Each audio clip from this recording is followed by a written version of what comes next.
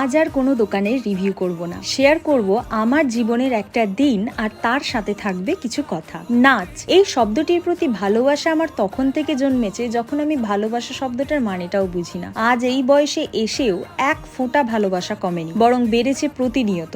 আমার এই স্বপ্ন, প্যাশন যাই বলো না কেন, তা নিয়ে অনেকেই ছেলে খেলা করেছে, নাটক করেছে, শেষে একটা মজা বানিয়ে কেড়েও নিয়েছে। কিন্তু ওই যে কয়েনের এক পিঠ দেখেছি, আরেক পিঠ দেখা হয়নি, সেটা দেখা বাকি ছিল।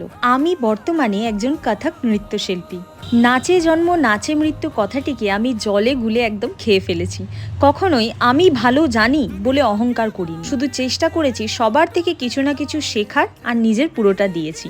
আমার গুরু আমাকে শিখিয়েছেন, আসল শেখাটা ডিগ্রির দ্বারা প্রমাণ হয় না, স্টেজে উঠে তোমার সাধনা কথা বলবে। অবশেষে গুরু ব্রহ্মা গুরু বিষ্ণু গুরু দেব মহেশ্বর গুরু সাক্ষাৎ পরং ব্রহ্মা তস্मै শ্রী গুরুবে নমঃ।